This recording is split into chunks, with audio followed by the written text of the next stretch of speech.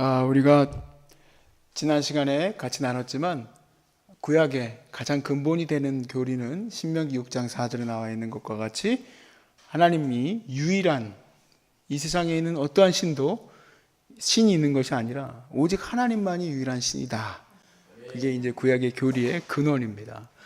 그것을 이제 가지고 그대로 신약으로 넘어오게 되고 예수께서도 그대로 또 받아서 얘기를 하시죠. 그래서 마가복음 12장 29절에 30절에 예수께서 대답하시되 첫째는 이것이니 이스라엘아 들으라. 주 곧 우리 하나님은 유일한 주시라. 유일한 주시라. 내 마음을 다하고 목숨을 다하고 뜻을 다하고 힘을 다하여 주 너의 하나님을 사랑하라 하였다. 이렇게 되어 있습니다. 이 유일하신 하나님이신 여호와 하나님, 이 여호와라는 단어를 이스라엘 유대인들은 부르지를 못했습니다.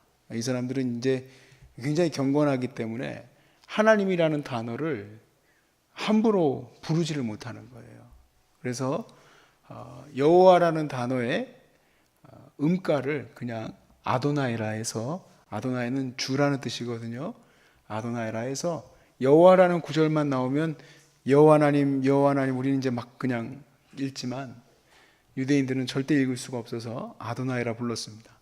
그래서 사실은 실질적으로는 그 여호와라는 단어를 정확한 음가를 우리는 모른다 합니다. 그냥 아도나이의 음가에 그냥 불러서 야훼라고 우리가 보통 부릅니다만 정확한 음가는 우리가 알 수 없다라고 할 정도로 그렇게 오랫동안, 오랜 시간 동안 하나님의 이름을 그냥 아도나이라 불렀죠. 근데 이 아도나이라는 단어를 그 유대인들이 이제 막 그 헬라에 지배를 받고 하면서요, 70인경을 만들었습니다. 이 70인경은 번역본인데 헬라어로 번역한 성경이에요. 그 헬라어로 번역한 부분에 보면 이 아도나이라 되어 있는, 여호와라 되어 있는 이 부분을 큐리오스, 소위 말해서 주라고 이렇게 번역을 했습니다.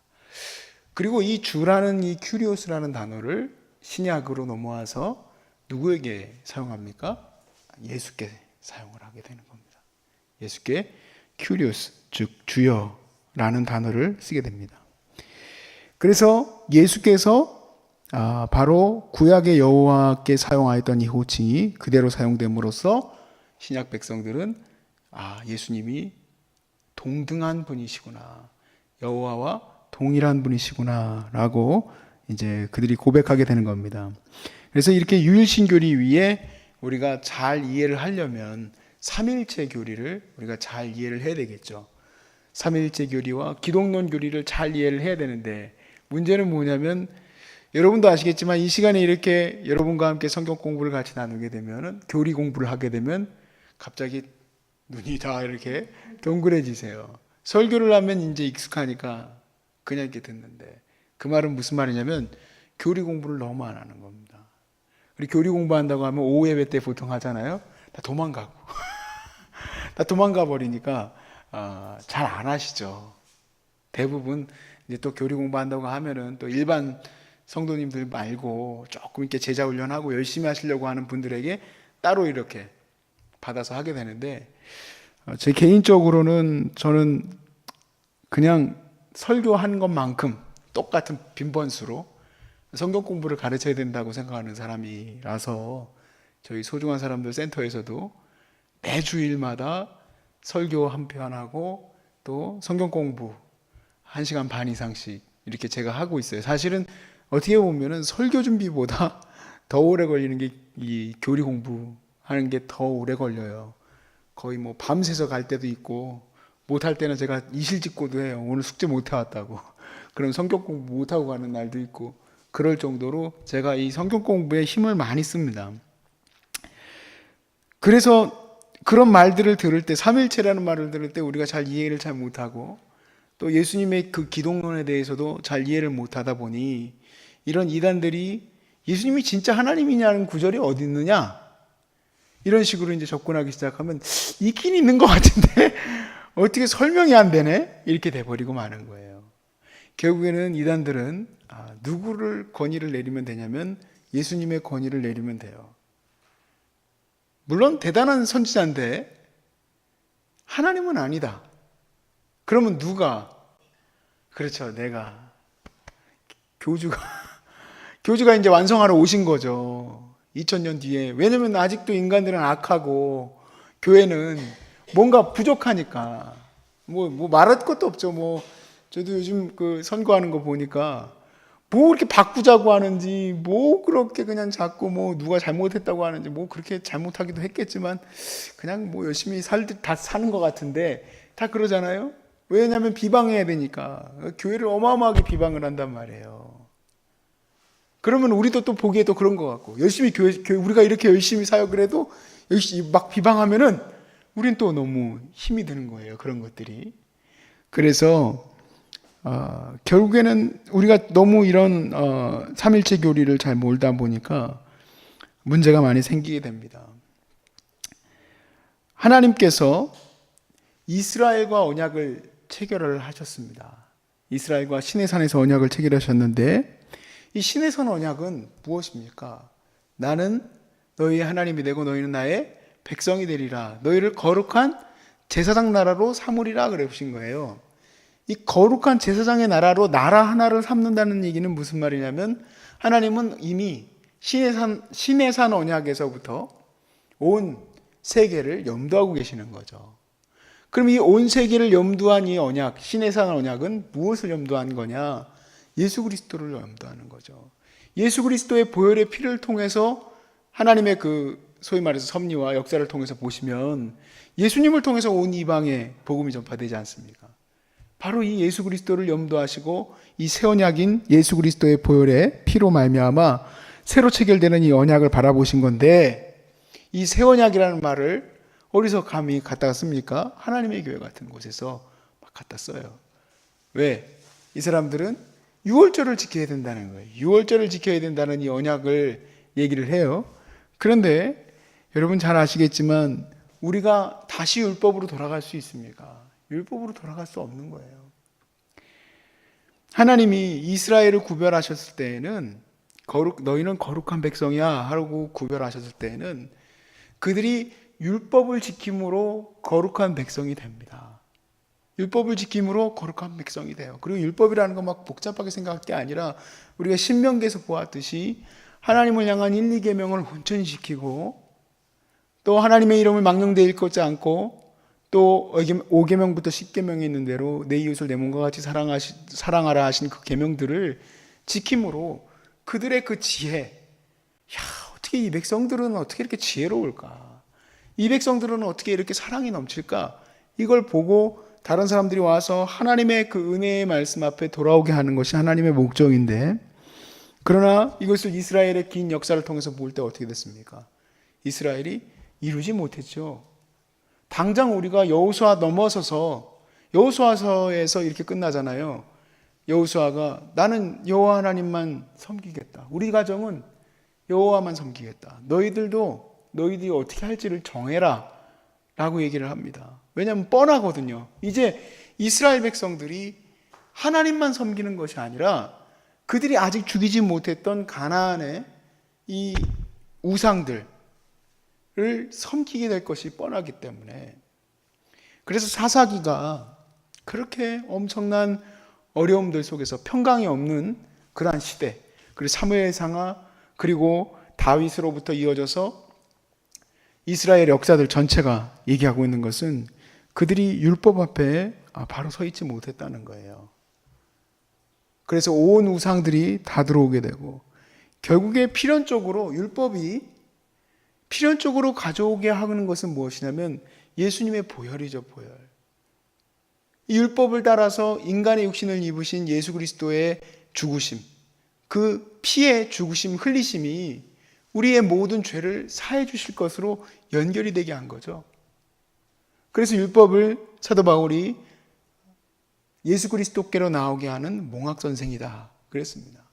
이 율법은 구원이 아니라 오직 예수님만이 우리의 구원인 줄로 믿습니다.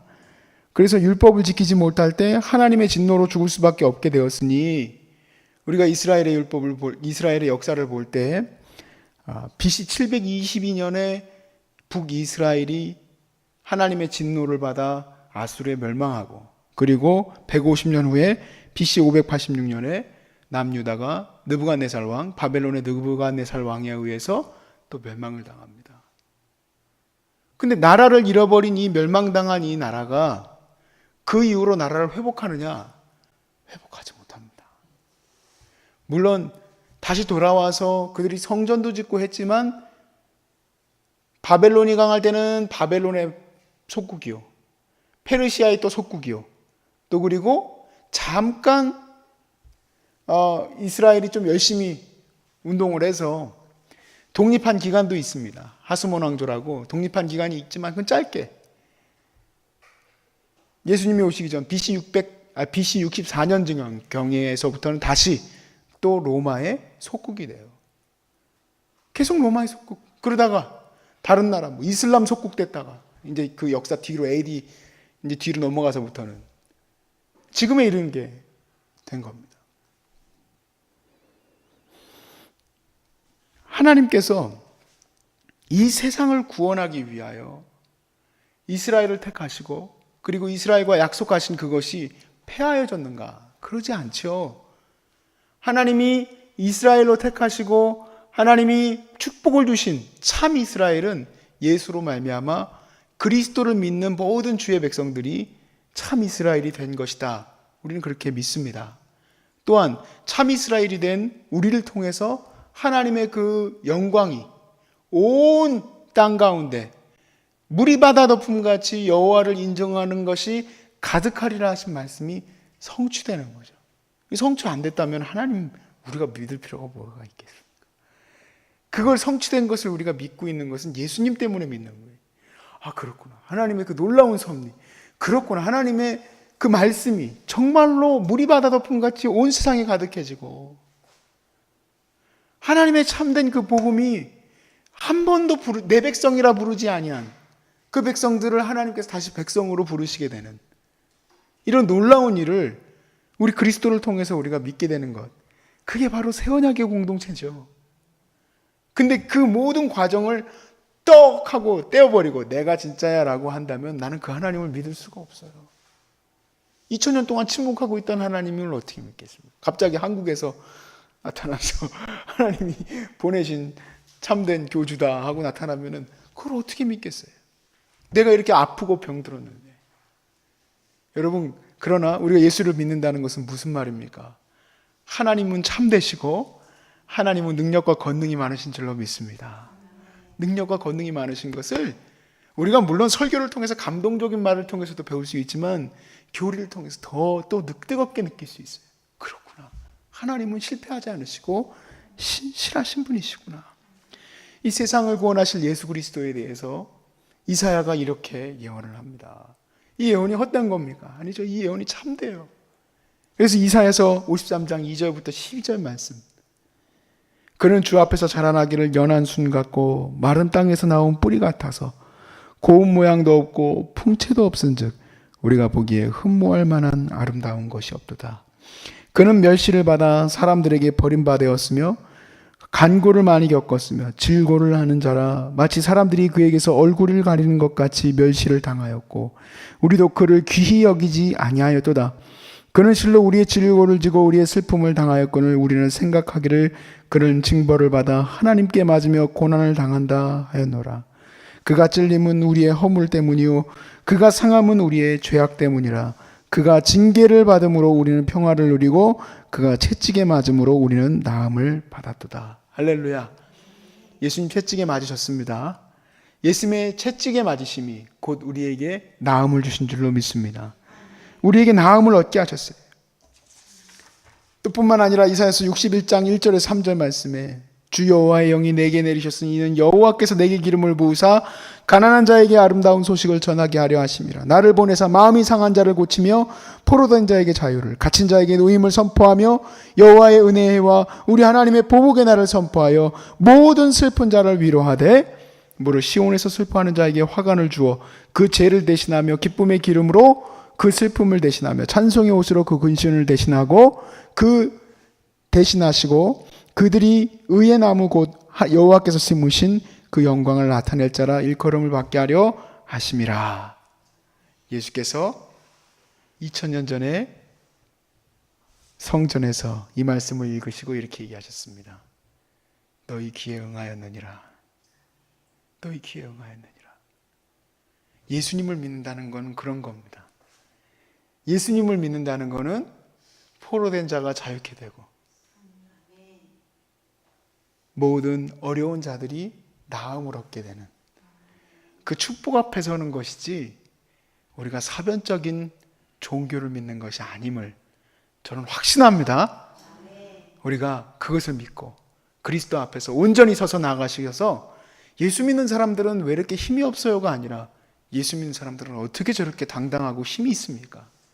라는 말을 믿어야 될 줄로 믿습니다.